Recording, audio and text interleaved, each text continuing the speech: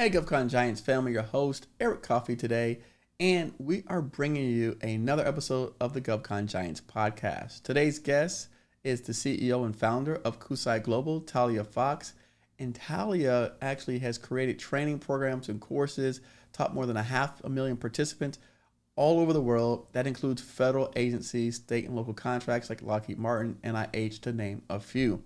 In today's episode, we're going to get into what does it take to stay in this game for 20 plus years? As a woman in particular, what are some of the challenges that a small business has to face professionally, emotionally, and also what kind of networks should we be building, right? If your intention is to be in this for the long haul, Talia has 3 recommendations for you in terms of building out a personal network, a strategic network, an operational network, and she explains all of that in today's show. On top of that, we get into some of the things that were hard for her in business that are still remain hard today, as well as books that she recommends, Amazon purchase that she most recently bought, and then how someone can recreate her level of success. Stay tuned for this episode. By the way, you might want to push pause, go grab a paper and a pen and a notepad, and then continue when you got your pen because she drops a lot of jewels and a lot of nuggets throughout the entire interview. Look forward to your comments and feedback wherever you're hearing this from, wherever you're at on YouTube. Drop it in the notes. Let us know. I hope to get at least 30 plus comments on this particular episode. Thanks so much for watching as always. And all the show notes, links to the websites, everything will be on our website, govcongiants.com/podcast. Thank you. Oh, Eric, well, thank you so much for having me on the show. I have to let everybody know, I'm going to disclose this. When we first got on, Eric was kind of jamming with his shoulders, so I started dancing too. We talked about government contracting. It is a difficult industry. It's a difficult space, but you can still have a great time and we can all join together. My name is Talia Fox. I'm the CEO of KUSI Global. KUSI stands for Knowledge, Understanding, Strategy, and Implementation. And our main goal is that we want to eradicate ignorance all around the globe. But the way that we're doing that is building great leaders. And in the federal government, we want to provide high quality services so that people can know better and do better around everything from people skills, leadership skills, strategy, and implementation of things that matter. In my heart and on my goal, I am a public servant. And so as I think about government contracting, as I think about the bottom line, my goal, Eric, is to serve us all well. That is what I'm here to do. By the way, if any one of you out here, you're listening to that, that was a great way to introduce your company. So take notes on that introduction alone. I'm telling you, that by far is one of the best introductions I've heard. So take notes on that. Go back and rewind this and listen to her, how she introduced her company. But I'm going to get into some questions and dive in to Talia. And so thank you very much, first of all, for coming on to the show and agreeing to be on our show. And we appreciate that. We're always learning about companies, and I see that you're in the training space. And so again, we don't often have a lot of companies that operate in that training space. So I'm thankful for that. One of the things that, as I was watching some interviews about yourself, you mentioned you go into organizations and you change the culture. Can you talk about that? What does that mean? Yeah, so one of the things that we do, and again, probably about 80 to 90% of our target are government, federal clients. Okay. And so what we are looking at is we go into organizations and we look at the people and the culture strategy.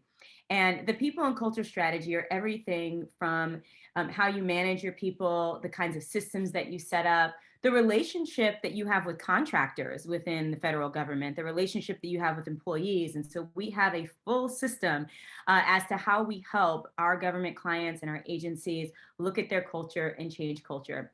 With that was kind of my general spiel there. As many of us know, there has been a huge push around diversity, equity, and inclusion. And so a big part of this bigger arching culture transformation strategy, people and culture strategy, is this idea of how do we manage, how do we lead in the diversity, equity, and inclusion space. Your business was formed in 2000. Yes. How has it changed from then to now? Oh my goodness, it is.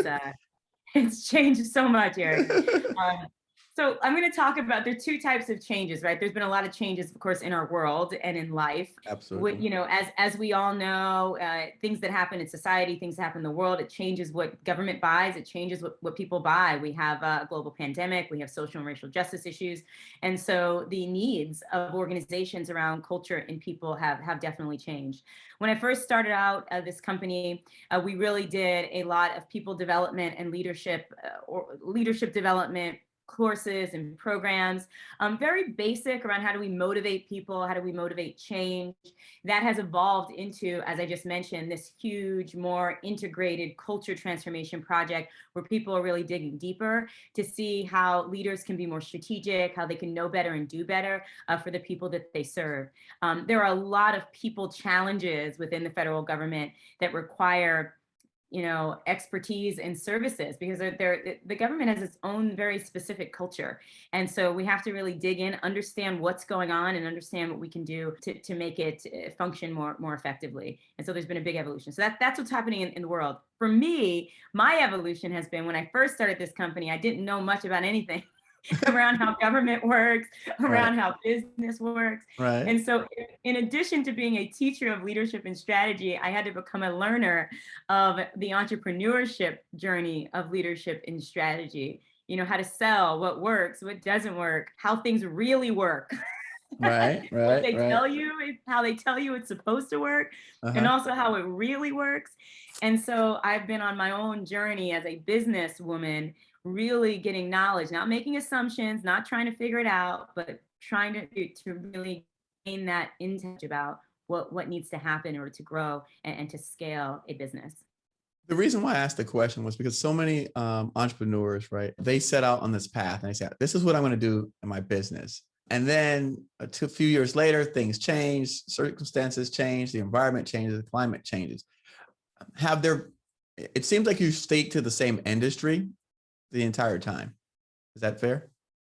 That is very fair. Okay. I tried to change a couple times. I thought maybe, and I'll just let you all know, I was thinking about technology. There was a moment where I wanted to, I'll just be real, I wanted to chase the dollar. So you take a look at Gotcha. what the industry has and you're like, well, Right. where can I make the biggest impact? But I took a moment to really think about both how I want to grow as a business, how I want to grow both, financially and personally, and then what our society, what the government, what my markets really need, and then what I really understand and know. And so I came to the conclusion that let me stay in a space that feels like where I personally can make the big impact on the world and grow a business that can do the same. And so that was a little bit of that journey. I feel like growing a business is like raising a child. You have these hopes and dreams for it, but then as time goes on, it kind of creates its own system. Like KUSI has grown so much. The employees at KUSI, they have their own ideas and they come up with a different plan, and we go in different directions. And so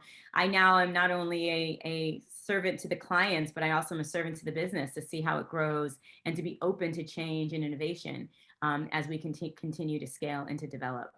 That's a great metaphor, that it's like a child. And speaking of that, by the way, you have two children? I do. I have two man cubs, Uh-oh.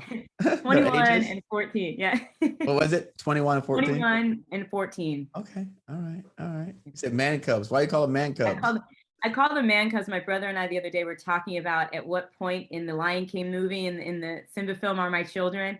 And so we decided the 14-year-old is still with Timon and Pumbaa, and the 21-year-old is about to go back. He's actually becoming a man now, so he's going back Okay. to take over the village. So I'm trying to get him to come do some work for my company. He's over at Emory building businesses. He has app businesses, studying neuroscience, so he's doing quite well. But yeah. Okay. All right. All right. Now, back in 2000, you said previously, before that question, you discussed sticking with your skill set. How did you develop the skill set to go into this space, right? Was that something that you studied in college? How did you make that determination? Because we didn't go back that far. Yes. So my story is kind of interesting. And once again, there's my plan, and then there's there's another plan, Right. right? So how I started off is I actually got a degree in counseling psychology. So I was essentially a therapist when I started off. And I actually had an opportunity to talk to people where they were so stressed out, they were so anxious, and their number one issue was work stress. And their leaders or their bosses, it was either that or their parents, but it was a toss up Uh-huh. between their work stress. And I also worked at a nonprofit. I led a nonprofit organization where I worked with children dealing with some really difficult things. And there was just a theme in my life of how much leadership matters, how much business matters, and how it really is this beautiful, I call it like a dream pot, right? We have corporations and businesses and we employ people, and this is where they're Hmm. able to find their lives and their dreams. And so I started doing keynote speaking events all over the DC area around leadership and around what matters, what really matters, and how we can, as leaders, make a difference in the world and in people's lives. And those keynotes turned into, I had so many, I was able to quit my day job. And then from there, I was able to kind of expand and build KUSI Global. So, Oh, wow. Wow. yeah. That's a great story. One of the things that about building a business, you said in the beginning, it's building a business is hard, right? And even with employees, I mean, it make it easier, but I'm sure there's still some things that are hard. Tell me one of the things that is hard still today that was hard when you started. Well, can I, if I can be real for just one second, more money, more problems. I like that. I like that. Well, and let me specify, let me clarify what it's a great, it's a, I am, as a business owner, I feel like I'm into this space of very high quality problems. And when I say Right. problems, I mean decisions. Decisions. Correct. For those that are building businesses, I'll tell you two really interesting, important decisions to make. It's, do you build from the bottom up or do you build from the top down? So what I mean by that is most business owners, because of the expense, you get an admin first, right? So you build from the bottom, you get someone to support you, just doing those things you don't want to do. And then as you make more money, you bring on somebody else, you bring on someone else, and you go all the way up. When you finally have enough money to hire a senior leadership person, you hire someone that's at the president or executive level that helps you strategize. And that's a lot more expensive, right? When you're thinking about Right. how to manage your money. I did build my business that way, but I since then actually had an opportunity to get coached by some really amazing people. Someone that actually also coached Jeff Bezos at some point. I had that luxury. And there's another model of building your business from the top down, which means, can you get a strategic thinking partner or a coach to help you make some of those decisions first? And so that's not really a relief of the task that you have, because when you're an independent owner, it's just you're busy and you need so much done. But you can start with getting the strategy people and then building more strategy people.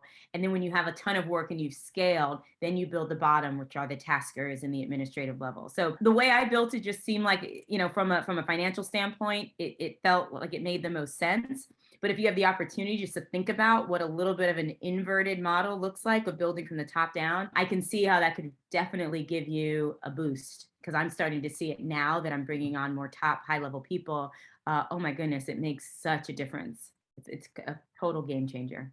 That's actually really interesting. I've never sat back and thought about that. But when I first, what accelerated my business was bringing on actually an executive person that brought a whole team to the group. Mm. So you're right. And I never had to actually manage or lead the people because the executive person did all of that. But I've never sat back and considered it until you just brought that to my attention. Wow, interesting. I'd like to discuss that coach as well. I think that's great. That's fascinating because I'm sure there's some other things that we're doing that I don't realize that when you sit back and look at it, like, okay, that made a difference. Yeah, I learned All right. so much. Yeah. Oh, wow. That's great. So you start up by having an admin person first and then building up. Okay. So the question is, one of the things that's hard for you today, still that was hard in the beginning? What's hard that you said that's hard today, that was, it It was was when also you hard in started, the it was beginning? hard, but it was still hard till today, right? Like it Yeah. didn't go away. That even with people and processes. Yes, I think the anxiety, what's hard is the anxiety about the kind of pivots that you need to make to be successful, Mm, right? So you get all of this advice. So one of the advice is that, there are riches and niches, right? And so yep. really focusing your skills. So we've gotten advice as a leadership development firm, what if we just focused on one topic? Well, there's risk in focusing on one topic because you have different needs across different agencies. People call things differently. There are some moments where the people want one thing and don't want another thing. We have over 200 courses, and so that has been really helpful because we actually get we probably have 10 our most popular courses that we get Sure. buys on all of the time. But having a catalog has been helpful. But that's always been hard, is figuring out where to focus.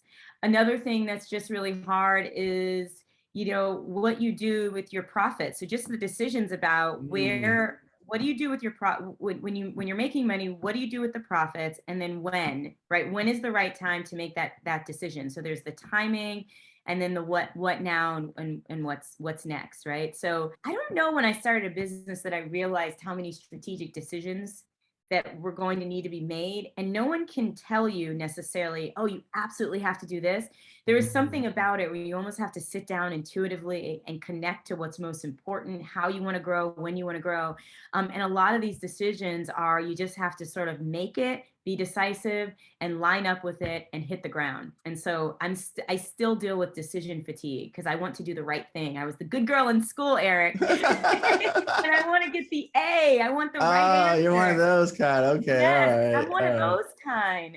all And right. so there's there's uh there's not really a grader. So many different ways to so many different answers. And so it's a very creative process. It's not linear at all. So yeah, that continues to be difficult for me. I like that. One of the questions I usually reserve for the end, but since you kind of touched on the subject, was training and education. Was there other training sources that you've taken throughout your business career that's helped you? Some that you commonly recommend to other small businesses getting started? Or is there anything you could think of? Yes, well, since I'm in the learning business, so I would think so. I have two things to share. One is about relationships. So I would actually be very intentional about building a network, a strategic network, an operational network, and a personal network. So strategy around your business and how to make more money, operational around how to run your business more efficiently, and personal, when you're feeling stressed out and you don't have anywhere to go, make sure you have somebody that is personally on your side, that can be your cheerleader and that can keep you going, because the emotional journey of this is just as difficult as the strategic journey. And so that would be one piece of Absolutely. learning that I would put on there.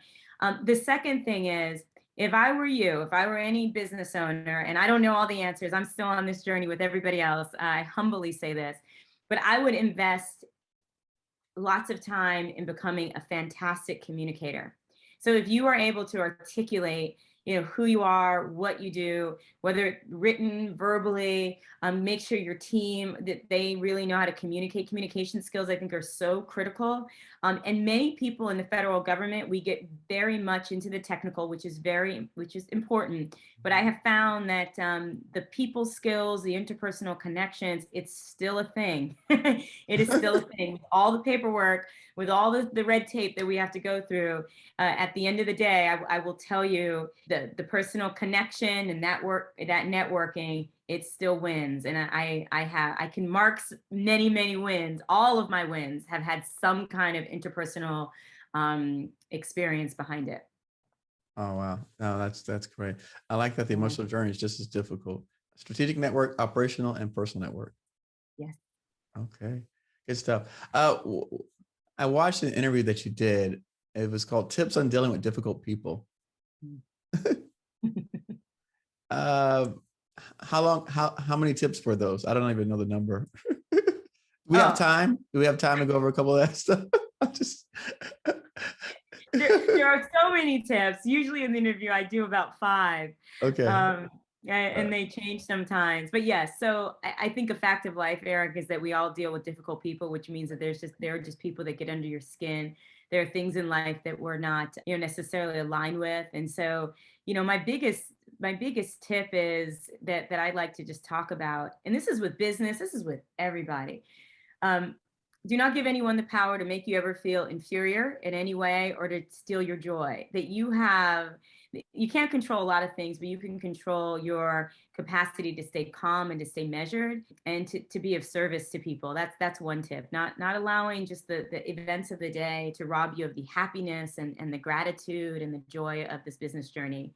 And then the second thing is, as human beings, Eric, we have all been going through so much. So if we could just give people the benefit of the doubt and let them off the hook. I think some people, we get so angry at each other, and we Right. have all these things that we think we should do or we shouldn't do.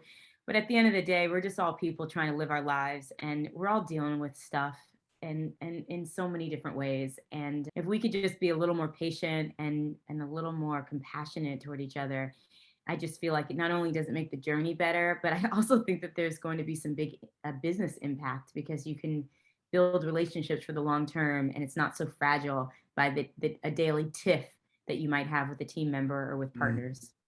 mm. Yeah. I like that. One of the things that you mentioned in that interview that I really enjoyed was that you said something to the effect, and I don't want to butcher it, but you said something to the fact we're all working and working with people. So if you've got a problem with people, you're gonna have a problem in life, like in general. Something to that, I already kind of restated it, but it was something to that effect that I really like that line.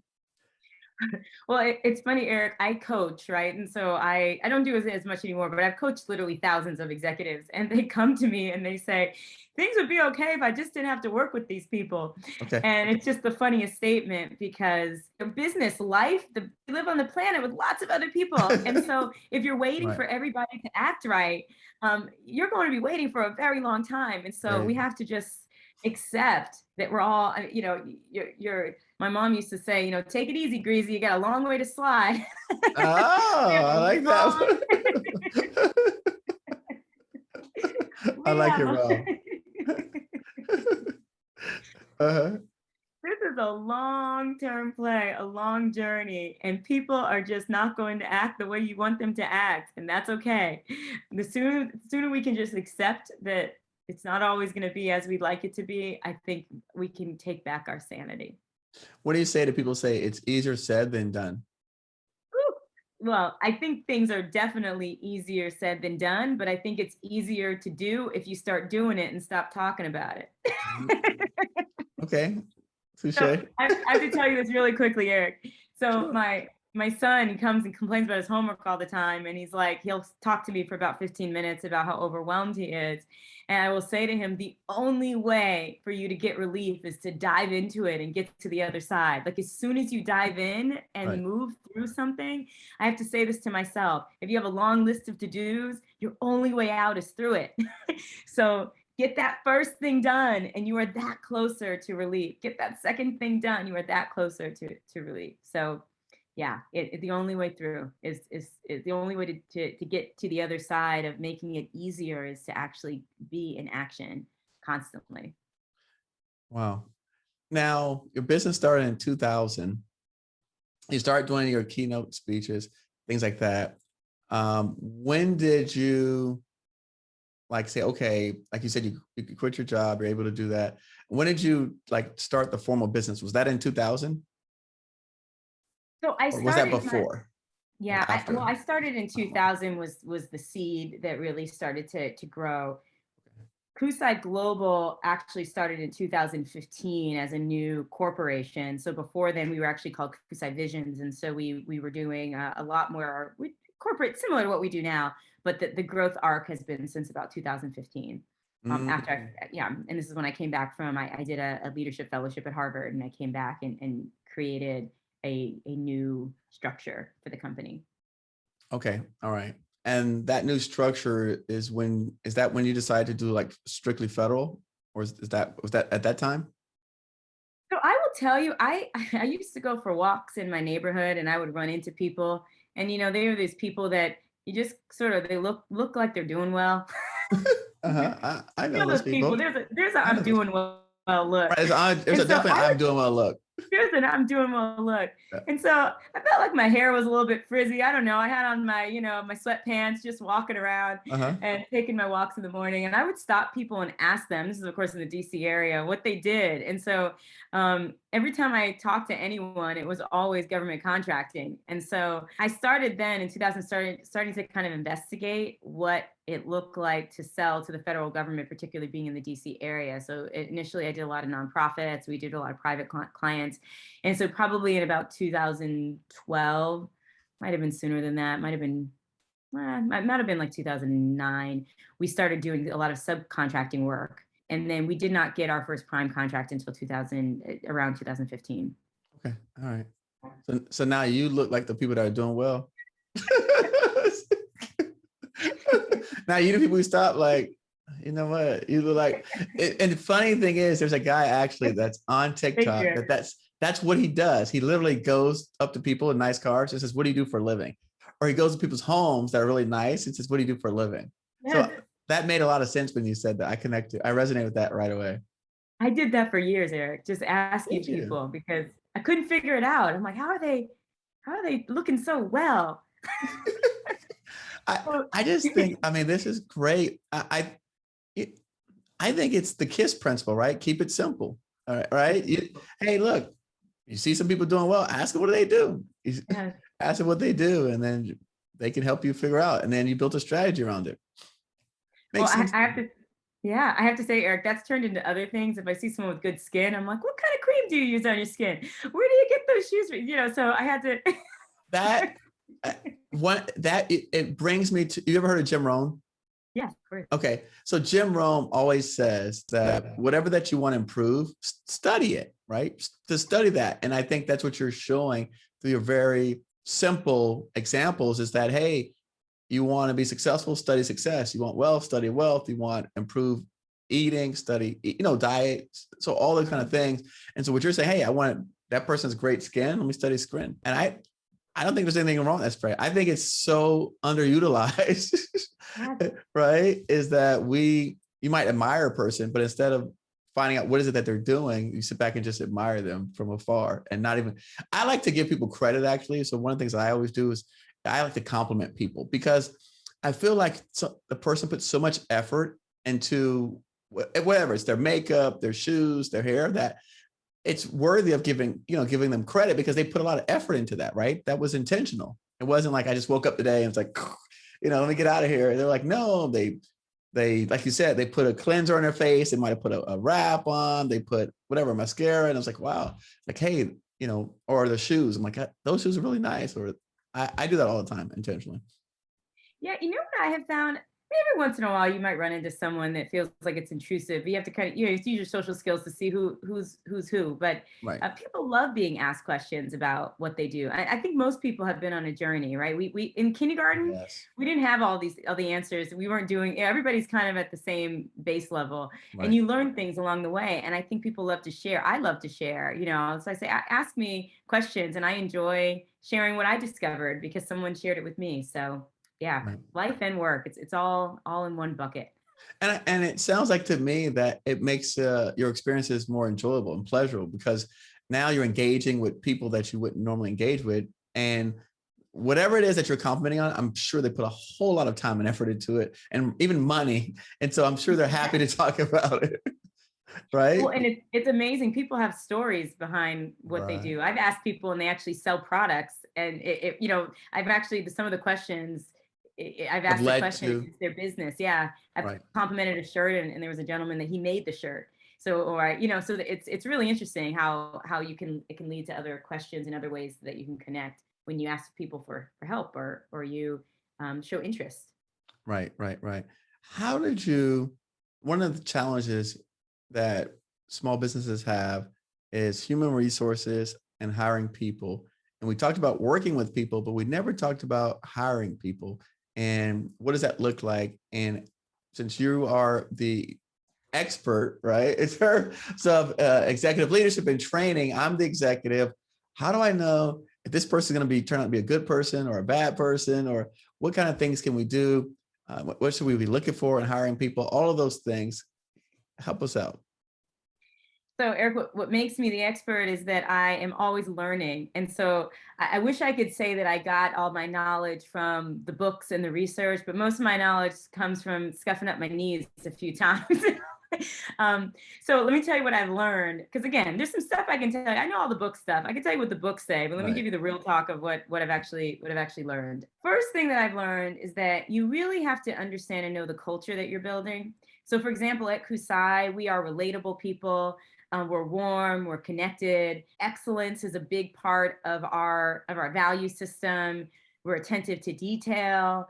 I actually tell all of the employees on my team that our interaction with clients should feel like a warm, competent hug.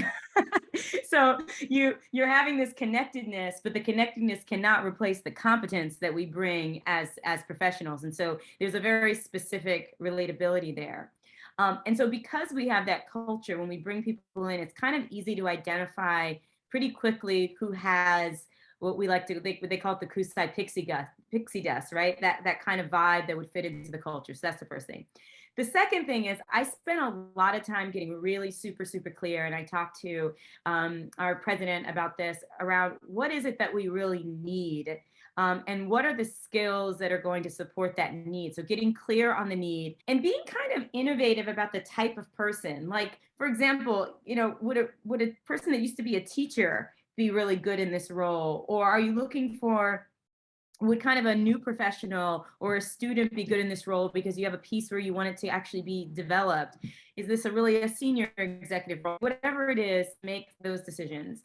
And then the third thing, we do two things at KUSI. We definitely have this is kind of difficult. We have like a 90-day period where we see if it's a good fit. And what we have started doing is we also give people tasks. We might give them a interview task to complete in a certain period of time so that we can get a sense of not just whether or not they were successful in the task, but what we look for on the KUSI team is how you approach the task. So one of the things that will kind of get you cut at KUSI, I think I'm letting you guys into the window, this is behind the scenes, is when people that do not ask questions and there's an assumption that you know everything. And that's a quality that I find in the business that we do, is that's a quality that doesn't fit. So the person that's asking a lot of questions and is humble enough to admit that they don't know and they need to inquire are usually people where we start to lead to a better fit, because we want learners and we want people that can just be honest about what they know and be committed to growing and learning. And so again, that the human resource part should really be the fun part,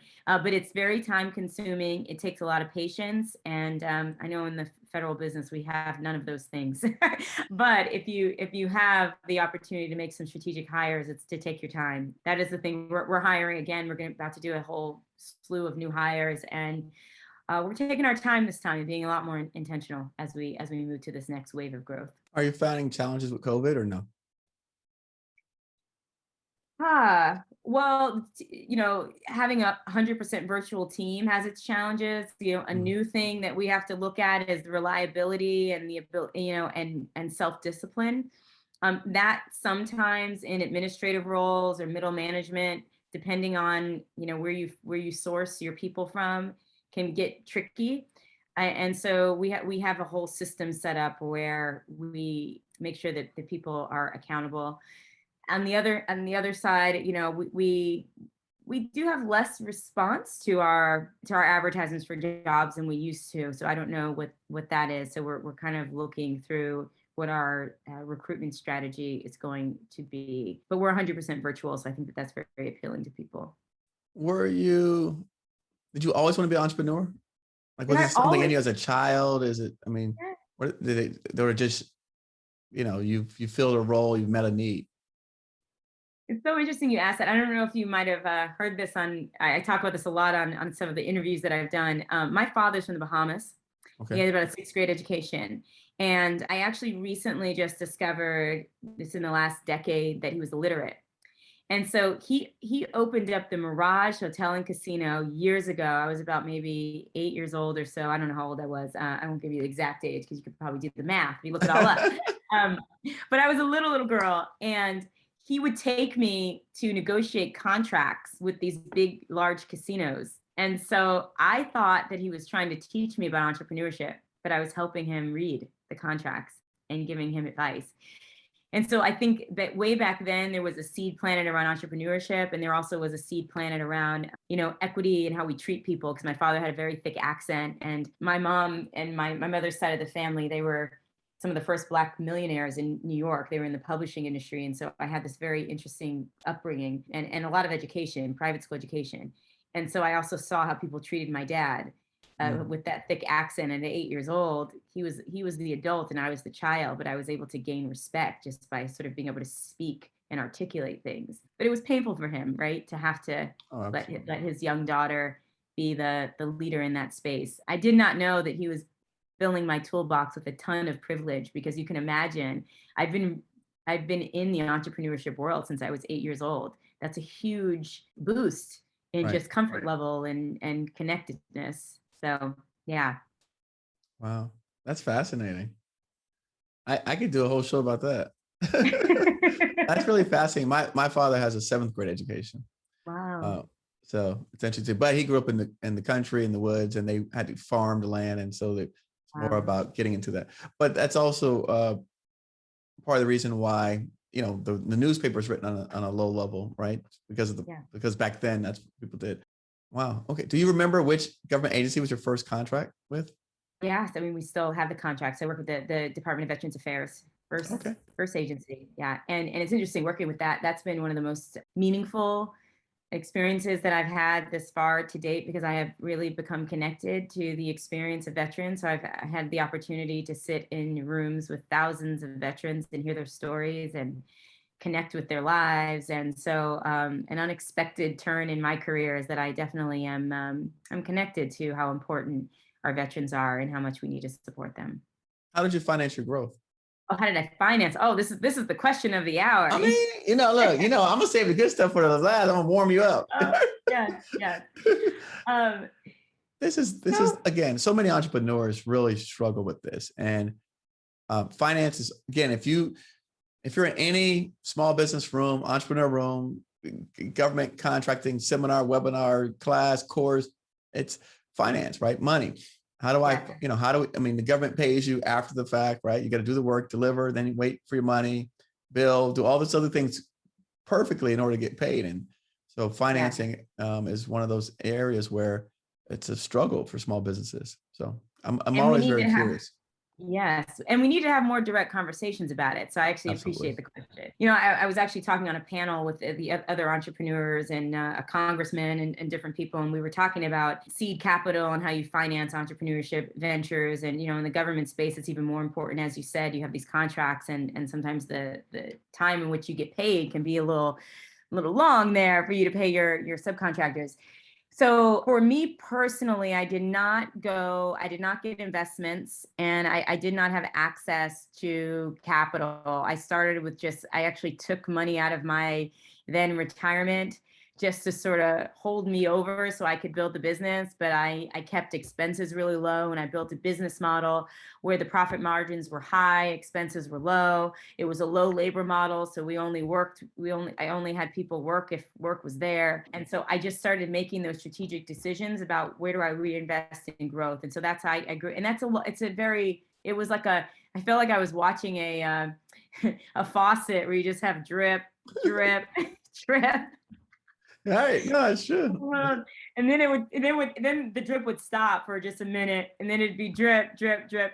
So it was a long journey. I think if you have the ability, I think that now there are so many opportunities for people to get funding, both angel investors, and depending on what you do and depending on your space, I think some spaces you absolutely need seed capital and you need money to grow your business at a rate that's going to be meaningful. There are other industries where I think you can do a little bit of the drip like I did, because our cycles and our business model was able to accommodate that. But yeah, we could probably have even a whole other show on this identifying funding. We're probably going to go into a VC capital raise at some point soon. KUSI is, and I think that we're at a good place because we have enough revenue, enough capital where we wouldn't have to give up as much equity. So it's an interesting model. How much of your company do you want to give up? Do you want to have some partners? 10%, 100% of zero is zero. That's right. That's right. It is zero. I tell So people it's zero. I know a lot of business owners, they're like so afraid of giving anything up, but you have to make sure that you're, protecting something that exists. Right. That's So no, I love that point. Right. Protect something that exists. So many people at the same, I tell small businesses all the time, even when people are afraid to go into deals with, let me ask you this and then I'll answer the question. When you were doing subcontracting in the beginning, were you afraid like the prime wouldn't pay you? Were you reluctant? What were those feelings like? Because I was that's often terrified. tell me about it. Tell me, So I I want to told hear you, it. I told you, Eric, I like to be a good girl. And the idea of not paying people on time, it just was too much for me to be able to handle. Uh-huh. So I actually had two things that I did. I mean, one was we had our invoicing process very organized as soon as we signed the contract, ready to go. Because one thing that happens is there are a lot of this is for people that are really just starting out. There are a lot of steps that you have to take to get paid in the government. And so I think I've seen some businesses wait too long to get all those steps sorted out. And so we would make sure that all the logistics, and I would have conversations with my subcontractors. And I would also have to put some clauses in the contract that says, this is when we'll pay you, but then let them know that, listen, on this particular piece, we're waiting for the government space. So I would let them know up front, depending on what the project was, that I'm asking you to come in with a little bit of risk with us here, that we will get paid, but the timeline might be a little bit longer. I am so grateful to say, though, I was terrified, I was reluctant. And I think if we were live, I might get tomatoes thrown at me by government contractors. But I actually have not had the experience. Maybe one client, but it wasn't even a government client. It was a large client. But we get paid on a really good schedule. There is also a clause, if you're an 8A company or you have other certifications, there are some, I know, legal, you can't quote me on this, but look it up because there's something there around the government agencies are legally obligated to pay you within a certain period of time. I think it's something as small as 30 days. So we get paid pretty quickly. And I let them know about that clause. I educate the contracting officers in the Corps about the laws. And so they adhere to them. And so sometimes we have to educate the clients about the situation. And I kind of have built these relationships with our Corps to negotiate their people, right? And let them know what we're dealing with. And I haven't seen that problem so much being paid as a prime. Yeah. Really, I've only seen the problem when you're as a sub and the prime Oh, not yeah. paying you on time. Oh, yeah. And Yeah. that's the issue. I haven't had a problem with the government themselves at the Yeah. federal level with problems with payment. Typically, except for a few cases where, like, for example, we had the government shutdown. And so everybody was on furlough. And obviously, you could get paid while people were on furlough. Yeah. And then, but for the most part, it's really been as a prime. So I didn't know, what were your experiences like as a subcontractor being paid from the prime? Yeah. So we played such an integral role in some of the services that we delivered as a sub that I Okay. think that the primes might have been afraid not to pay us because maybe we wouldn't Mm, do the work. But I will say that don't underestimate the power of clear conversations. People are always nervous about talking about money. And I have found that a lot of subcontractors and small businesses, it's like, I don't know if it's embarrassing, but nobody wants to act like they don't have money. So it's like the conversation feels like, oh, if I ask you about money, you're going to think I'm desperate for it. right. But this is business, whether or not you need it or don't need it or when it's coming, to have a conversation to say, listen, I'm a subcontractor here. Our agreement is that you'll pay me in 30, 45 days. Can you give me some discussion about, is that realistic? What have you seen happen in the past? Because I need to plan. I need to know up front, what the payment schedule is. Do you anticipate any delays? And just to be able to have the upfront conversations, because I think some of it is yes, it's getting paid in the time frame, but it's also the planning part. I think if you kind of know that you have some clients that might take a little bit longer, then you can plan for that. Yeah. So that would be my suggestion, is to really just be direct and have a conversation about payment schedules. I actually had a student of mine that I told her, and again, I said, listen, closed mouths don't get fed. Yes. If you need money, tell them. And so she reached out to the prime and said she needed money, and he cut her a check. Yeah. That was it. I mean, it had nothing to do with the payment or the time frame. It's like she said she needs some money, and he said how much you need, and he wrote her a check. And she said, "See, Eric, sometimes we forget the simple things, right? Just to ask, Yes. right?" And I agree with your philosophy. I think sometimes we let our ego, right, Mhm. outshine, and we want to give people the best impression that we have it all together and we've got the finances covered, and we don't have money problems. And so they are assuming that, right? They're making that assumption as well, because that's what we're leading them to believe. And in back, we're like dying inside. Yes. And And so scared. I'm so scared. Listen, I used to call them Friday miracles. I remember, Yes. Yeah. right? Payroll was due, and I was like, I need this check. I need this check. I need this check. I need this check. So Yeah. that's So good. Now, how long ago I see that you're 8A certified. When did that take place? Yeah. I think we're in our third or fourth year. Okay. All right. I believe they've extended it. So I think we're going into our third year, but would have been our fourth. All right. Yeah. What made you make that decision?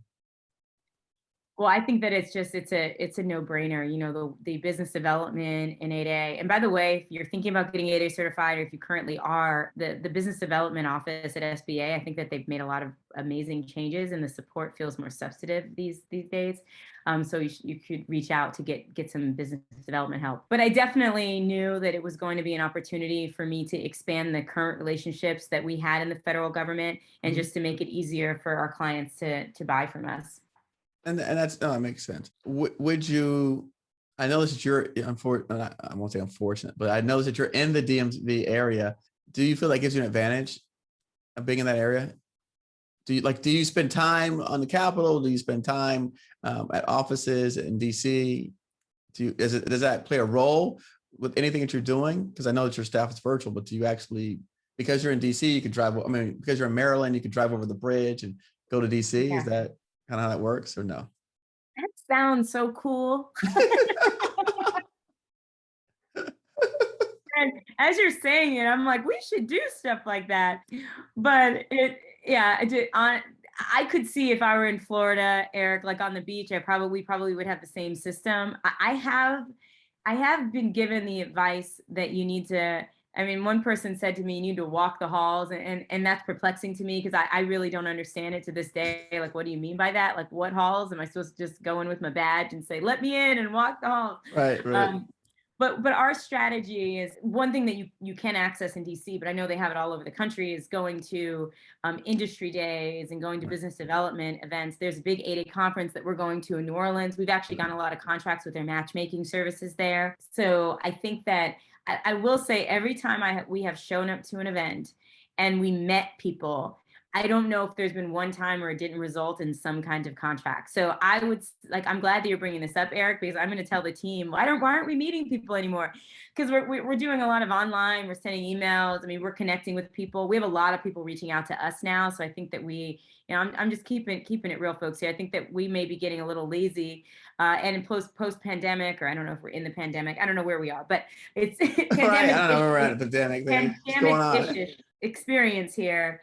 Of course, you wouldn't be meeting people over the last couple of years, but I think as we begin to open up, hopefully, or as opportunities, even virtual opportunities, come about, that now that I'm recalling, this definitely was a great strategy. Okay. All right. Just asking. Switching up subjects here. Do you have any siblings? I do. Okay. I do. I'm the middle child. Uh-huh. So my older brother, it's his birthday today. He's actually my business development and marketing director at KUSI. So Nice. Okay. All right. Joe Fox, it's my birthday. It's his birthday today. And What's then his there's name? me. His name's Joe Fox. Joe Fox. Okay, Joe. Okay. Yes. All right. And then my younger brother, and then I have a younger sister who's in Arizona. She's an attorney there. Oh, nice. Okay. All right. And you originally grew up in Las Vegas. Yes. So all of you were raised in Las Vegas? We were kind of raised in Las Vegas. I was born in New York, and I went to high school there. So I guess that's my stomping ground. All right. Tell me about a recent purchase that you made on Amazon. Wow. I love these questions. Come on. I thought I was going to run through our contracting process, red and blue team, but honestly, I'd much rather talk about my purchases on Amazon. Red and blue team. I'm telling you about first at Amazon. Come on. That's going to tell me something about you. This is so interesting. So I have two purchases. I'm going on a weekend trip, and I purchased two different suitcases. One was kind of more black and very conservative, this small compact with a rollie on it. The other one was a little bit more expensive and kind of more artistic and fly. So I got both of them.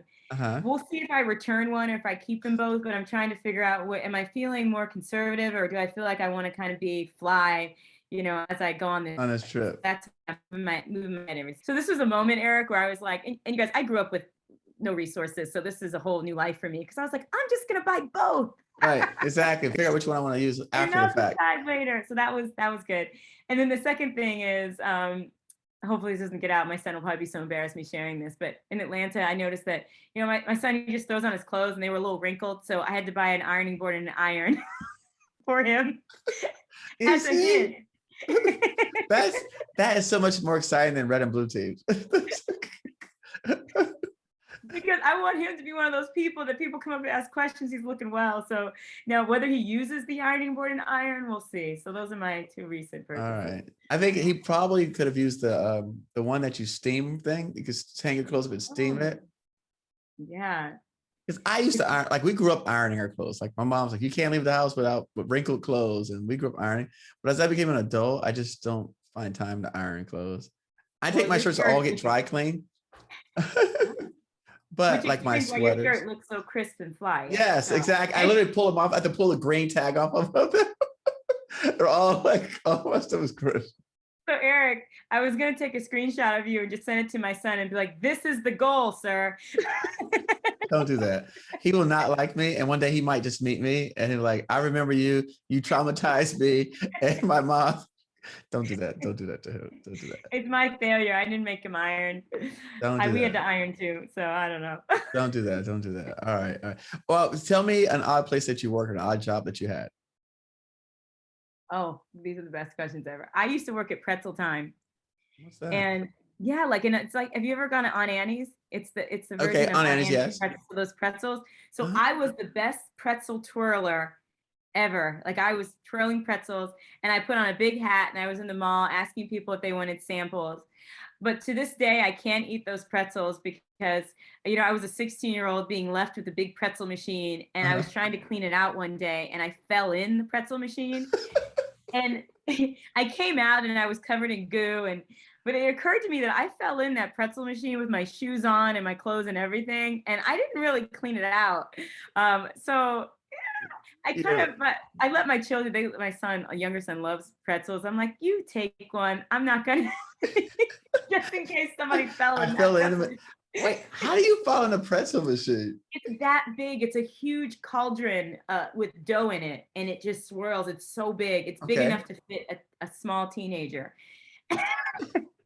I physically fell in and had to actually stand up in the dough and climb out of the pretzel bucket. Yes, that was my odd What did you job. look like afterwards? I was covered in pretzel dough. I wish we had, if we had like the people had their, man, let me tell you, all the cameras and cell phones that we had today, you'd be, Oh my God. you'd be YouTube famous. And I was sensitive when I was younger, Eric. So of course, now I'm so glad I can laugh at it. When my mom picked me up that day after work, I'm in tears and crying. I'm like, oh, life is so hard. That is too funny. I like that. Yeah. Wow. That's great. That's great. Are you an early riser or are you burning midnight oil? All right, I'm an early riser. I'm a part of the 5 a.m. club. I'm up at 5 a.m. I run the same routine every day. I have a real stiff cup of coffee. I hop on the Peloton or I lift something heavy.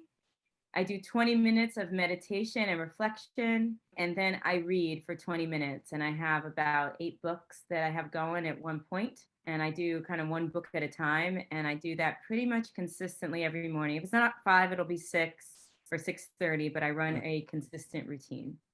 Does that help you feel like you have control over your day Oh, it's or your the life? only hour I have control over.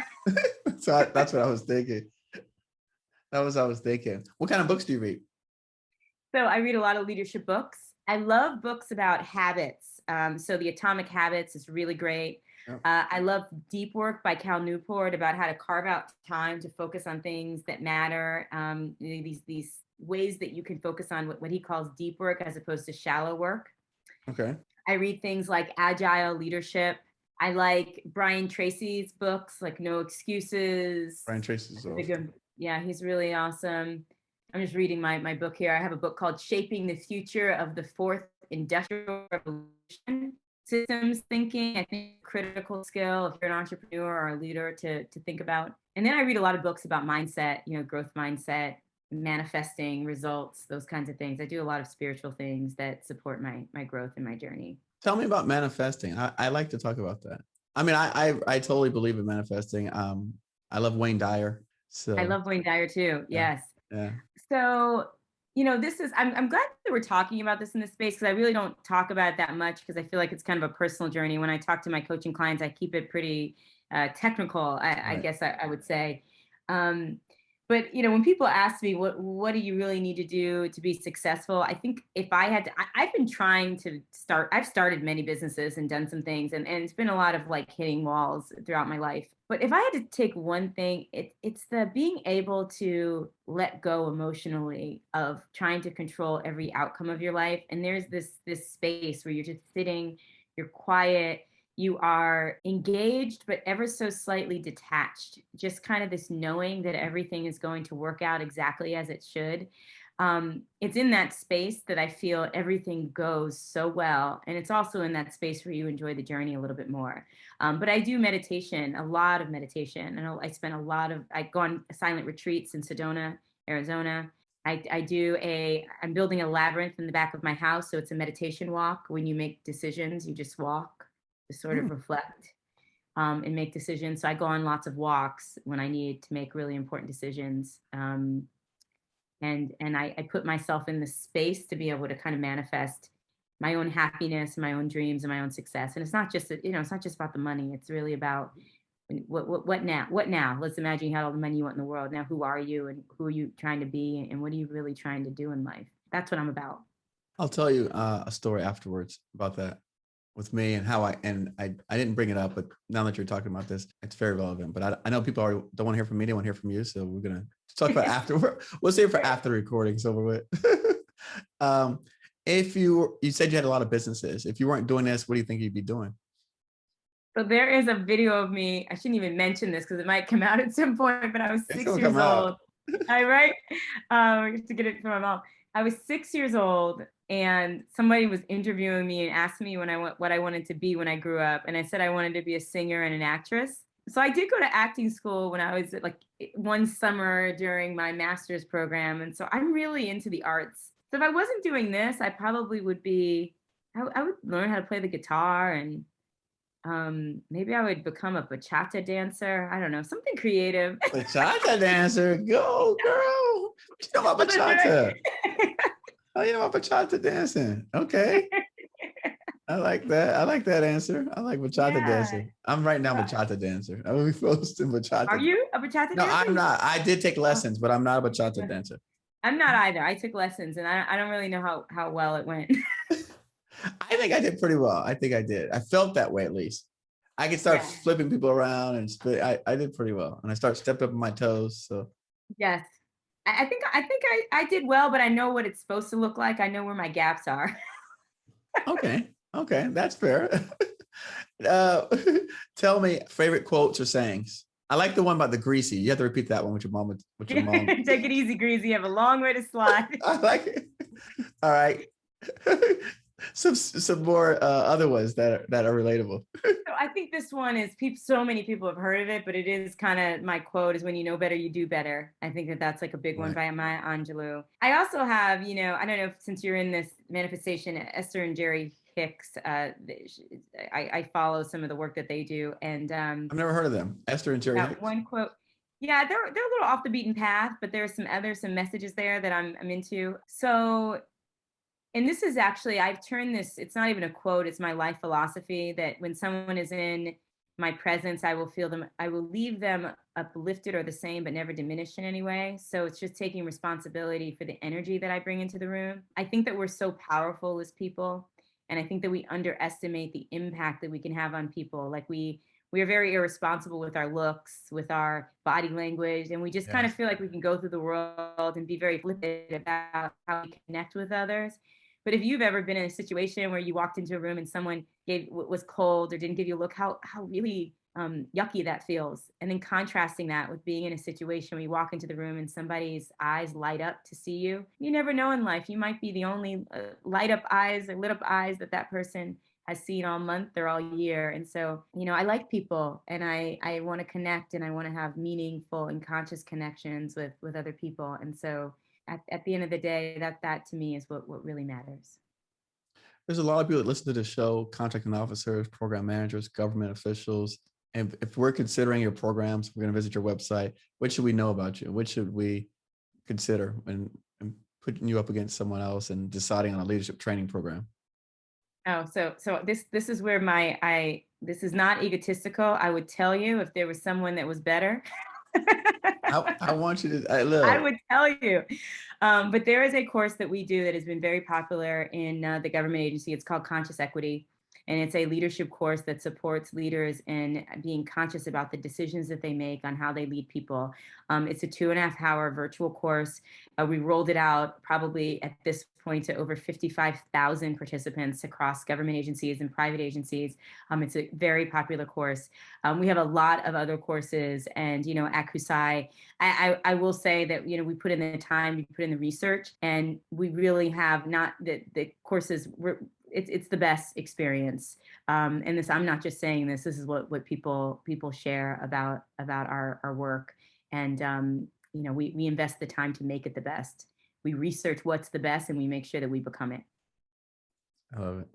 And a final word for the small businesses out there, whatever you want to tell them about yourself, about them, about encouraging them, supporting them, whatever words, wisdom, tips that you'd like to share and leave them with.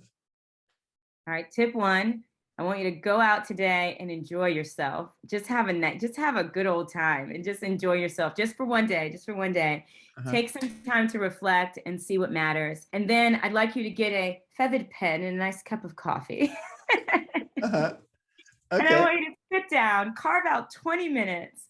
And I want you to really think about it. Of all the things that you invest your time in, all the things that you do, can you pinpoint what are the 2, 3, I don't know, 4 or 5 things that really matter? Not just matter in your business's bottom line, but matter in your world as a person and the kind of life that you want to be. Just pick your things and invest more time in those things that really, really matter. So cut the fat Okay. and focus on what really, really matters. And I will say, an exhausted, cloudy brain cannot build businesses that grow and expand and make a difference. And so take care of you first, focus on what matters, and then move through it. I love it. I love it. Thank you so much, Talia. I Thank you, appreciate your Eric. time. And next time we'll talk about your red and blue teams, if that makes Yes. you feel better. I mean, I think those are great conversations, but again, like I said, we're more human here. And I love I it. think that a lot of times when small businesses are being, they don't really always relate to organizations with hundreds of people and staff, right, and executives. And so again, when we go back and you were starting off, you probably couldn't build a red or blue team because you would be the red and the blue team.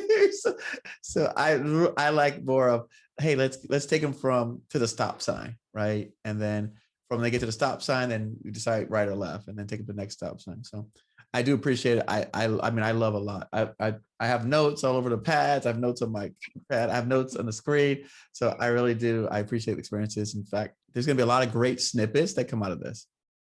Thank you so much, A lot of Eric. The work greatness. that you're doing is so important. I appreciate you. Thank you. Oh, one question I forgot to ask you that I'm looking at now, your email address. Your email says cultureshot@kusitraining.com. Oh, yeah. So that's one of our courses. But if you please send any messages to, you can send it to kusitraining.com, or you can go on our website if you have inquiries.